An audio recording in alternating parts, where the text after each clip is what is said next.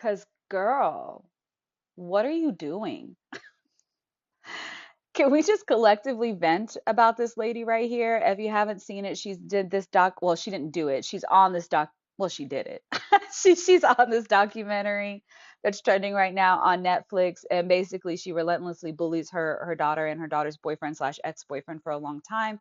She ends up getting caught and going to jail for a year because max sentencing laws and things like that. Although I do believe stalking should carry like a higher punishment because a lot of times that ends really badly. But whatever, that's another conversation for another day.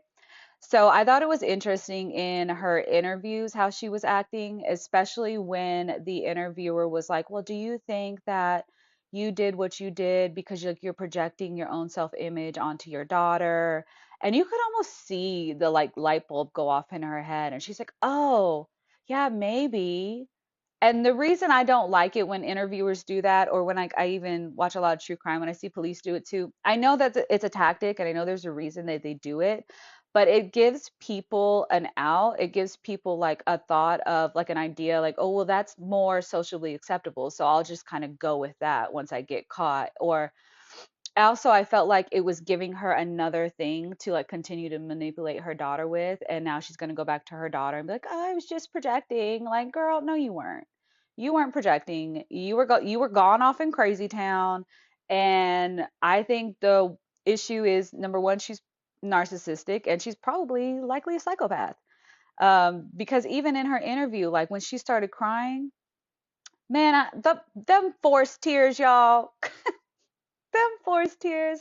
Like, girl, if you don't let your daughter go on and live her life without you, because you are traumatizing her, and the daughter is still young, so she probably doesn't realize exactly, all the things that is gonna affect her later about this. I'm sure she's dealing with some of it right now, but as she gets older, it's gonna have a long-term effect on her. And that poor kid Owen, y'all, like I know they talked about him, but I felt like they didn't talk about him enough either because she was highly inappropriate with him. And if I was his mama, she would be up in the ground somewhere. You know what I'm saying? Because girl, why are you saying this stuff about my son?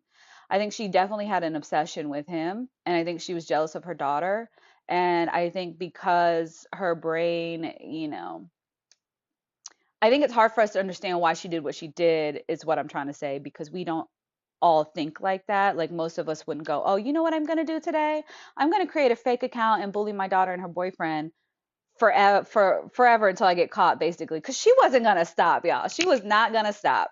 She was addicted. She loved it. She enjoyed causing the turmoil and the chaos she was causing up at the school with that little boy's mama talking about, yeah, we need answers. Girl, you're the answer. You are the answer, ma'am. I could not, y'all. I could not. She probably just shouldn't have went on the documentary because I feel like that just kind of showed us more of how narcissistic she is and how she just doesn't get it and she's just looking to place blame on other things. Talking about, oh, my trauma. Girl, we all done been through some trauma. You don't see us bullying our children and their boyfriends and being inappropriate. Goodbye. Anyways, sorry, y'all. That's my little rant. I'm trying to keep it short, but I'm almost at 5 minutes, so my bad.